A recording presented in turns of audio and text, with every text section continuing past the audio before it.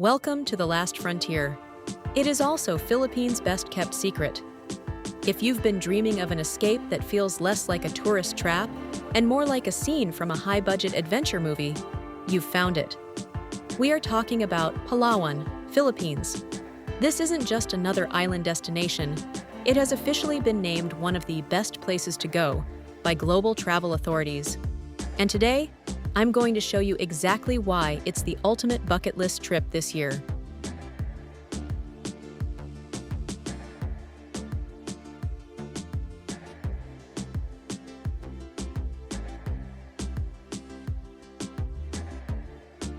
Palawan has always been beautiful, but 2026 feels different. The island has leaned heavily into sustainable, community-led tourism, meaning the lagoons are clearer, the reefs are more vibrant, and the experience is more authentic than ever before. We aren't just hitting the famous spots today. We're going deep into the hidden coves of El Nido, the sunken history of Coron, and the untouched stretches of San Vicente.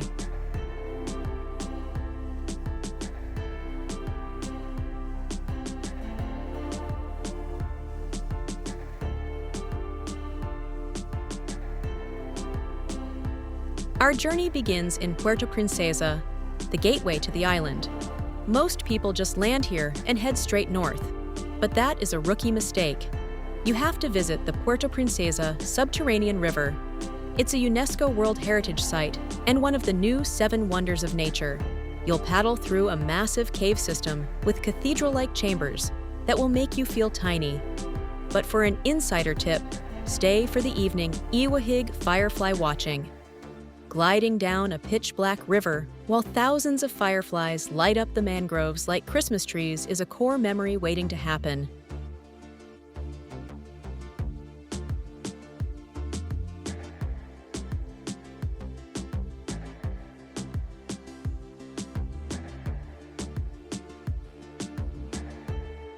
Now, let's talk about the crown jewel, El Nido. If you've seen those photos of jagged limestone cliffs rising out of turquoise water, this is where they were taken. El Nido has perfected the managed tourism model. To keep the lagoons pristine, they've limited the number of boats so it never feels overcrowded. You'll want to book Tour A for the Big Lagoon and Secret Lagoon. Kayaking through those narrow limestone openings into a hidden world of emerald water is mind-blowing. But if you want to escape the crowds entirely, ask about Tour B. It takes you to Snake Island, a natural sandbar that winds through the ocean, and Kadugnan Cave, an ancient burial site that feels like a Tomb Raider set.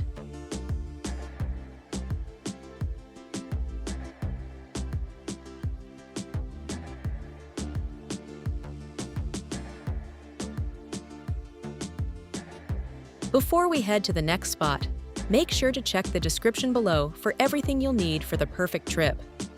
I've included links to all the secret spots and hotels mentioned in this video, along with a completely free travel planner to help you map out your days. It's totally free and designed to save you hours of research, so grab that before you head out.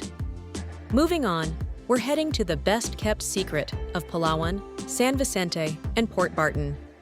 If El Nido is the star of the show, San Vicente is the quiet, cool sibling. This area is home to Long Beach, which is 14 kilometers of continuous white sand. In 2026, it remains largely undeveloped, meaning you can walk for miles without seeing another soul. Just a short hop away is Port Barton, a laid-back backpacker village, where the electricity only recently became 24/7. It's the kind of place where you go for 2 days and end up staying for 2 weeks. It's all about barefoot luxury here.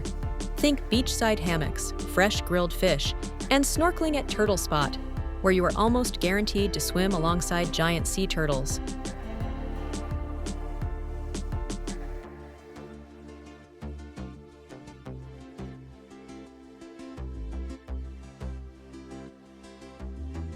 Finally, we have to talk about Coron.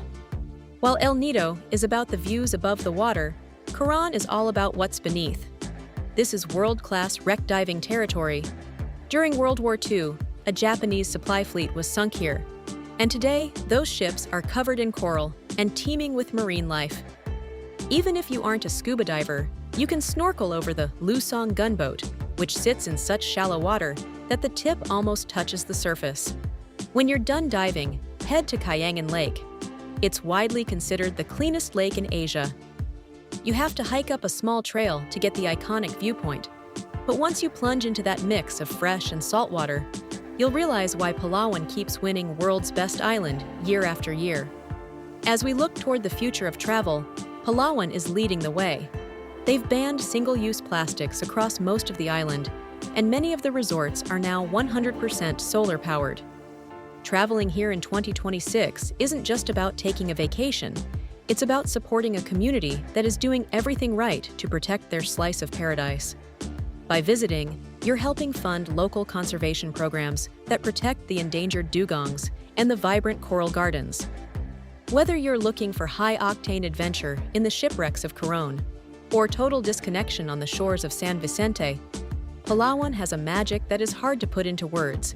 It's raw, it's rugged, and it's waiting for you.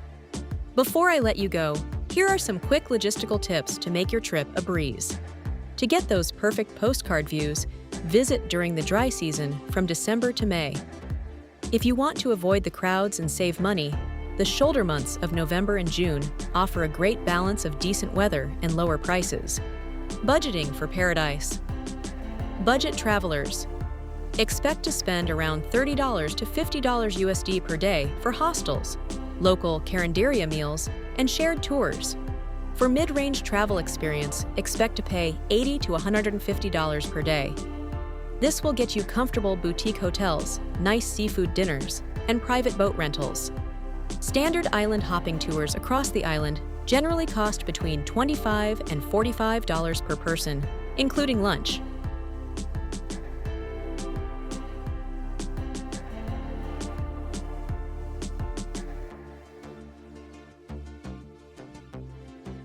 Internet and connectivity.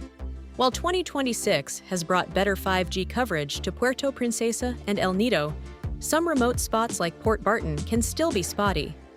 I highly recommend picking up an eSIM at the airport so you can stay connected while navigating between islands. If this guide helped you plan your 2026 adventure, make sure to like, share, subscribe, and hit the bell to get notified every time I release a new video. I'll see you in the next one. And hopefully, I'll see you in Palawan.